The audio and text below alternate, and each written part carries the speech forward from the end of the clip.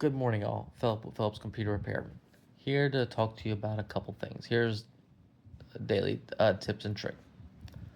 Just came to my attention that there for programs that might hiccup if you have a smartphone or whatever smart device per se, and it's acting up. You know how most devices nowadays have these quote unquote automatic updates, and I literally put that in quotes for a reason because it says automatic, but I hope we all know that doesn't necessarily mean it happens automatically. I don't know about you, but me, I'm a little OCD when it comes to that kind of stuff. I know daggone well, even though it's supposed to be automatic, it ain't always gonna happen that way. Now, on occasion, it does. I'll give it the benefit of the doubt. On occasion, it does, but there are most times than not, especially for me, that it does not. With that being said, I do some work for a church. That's kind of my way of giving back to the Lord. And when I got to the church, of course, I really was not anticipating this, but I had people bombard me last night saying, Philip, we need help with this. Philip, we need help with that. By all means, I'm there for you. I got you. But I thought four people was extreme, but I took care of them. It was all within 5 minutes or under. So it was relatively easy. But upon dealing with the issues, it made me think this morning, what can I do my daily tips and tricks on? And then I realized, oh, I know what I can do. So last night when I was at church, I got pulled to the side. One of the very first things, and there was a program that the media people were having issues with. Quietly asked them because it was already during church, and they needed to get that fixed because apparently the application was doing a hop, skip, and a jump. Um, so when the pastor would say, "Show me this passage," or this piece of scripture, and there would be a tremendous delay with showing it on the wall, and he would literally be looking at the booth. What's going on, guys?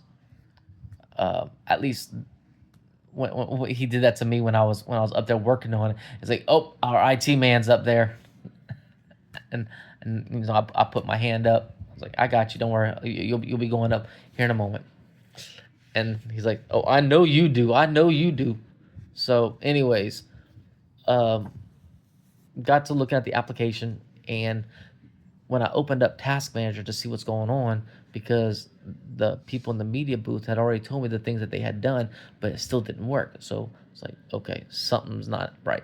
Looked in Task Manager, and there was quite a few threads that were still taking up consuming up a bunch of memory. I was like, well, that doesn't look right.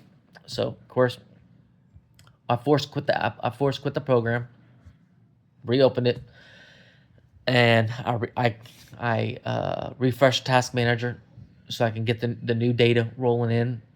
Uh, and I didn't really see any change. I was like, oh, it's getting hung up. Okay, so I quickly ended those threads, and within after that happened, the numbers went right back normal. And because I hadn't really worked with this program before, I did a little research while I was letting it test out, trying to find out how much memory what percent of the memory consumption that this program does, and all the threading it does, how many hyperthreads it does, and it definitely surprised me to say the least.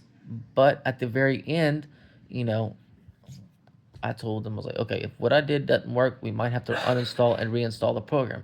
But at the end of the night, they did say that, like, Philip, whatever you did, it worked. It hasn't worked like that in months. I'm like, yeah. So at the end of church, I kind of told them that typically what you did should have worked, but there are those rare instances in which you have to dive deeper. And they're saying, yeah, I don't know what you did, but that's why you're here. It happens. But I did try to take the time and, educate them on, what's going on, but because, I'm their designated IT person, most people, once they know that there's a designated person, they don't really want to even deal with it. They're just going to come to me for, which I'm perfectly fine with. I love what I do, so it's not a deal. Then come to find out also that they were behind a couple of computer updates. And I asked them when the last time they checked for it, and they were saying, well, I thought I was supposed to do automatic updates. And I was just like, oh dear. So went ahead and checked that out, and like I said, it was behind a couple. And I was like, don't always let the computer automatically check. Sometimes you need to manually check, especially if it's been 6 months or more and you haven't really seen an update, much less a security update being pushed through. It might be a good idea to go ahead and check. So just put a note somewhere. It might can help you on your personal devices as well. 6-month mark, check for one. 6-month mark, check for one. Just if in case the device itself skips out on the automatic updates. That way you're covering all your dotting all your I's, crossing all your T's. So those are just some things to keep in mind. So if in case a program that you have seems to be doing hop, skip, and a jump, and it's not acting like it should, and it's doing it in just one program, go to Task Manager. If you're on an Apple device, you want to go ahead and open up Activity Monitor. Same thing. Activity Monitor on a Mac and Task Manager on Windows, same process. It's going to show you all the active processes, all the hyper-threading that's going on, and it's going to show you the details. And you don't really need to know exactly how many threads said program is running. If a certain program is way far off, then just all the stuff that seems to be working correctly. So if you have, I don't know, Microsoft Word or something, or Apple's Pages going on, and it's not really doing a whole lot of activity, that should tell you, okay, they should all be running relatively close. But if it's not, more than likely it's getting hung up. But in the case I was dealing with at the church, that program does rate pretty high, and I only decided to check that after that I forced quit the program, I think 2 or 3 times before I really decided to dive deep into the hyperthreads and find out that one of the threads froze and stopped responding. That was like, there it is. But keep those tips and tricks in mind. And if you have any questions that maybe you didn't understand something what I went over, check out my website, phillipscomputerrepair.com. Shoot me a message or shoot me a message on my business page. I'm here for you all, as I love my customers. So hope you learned something from this video. And again, Philip with Phillips Computer Repair. Hope you have a great rest of your day. Take care.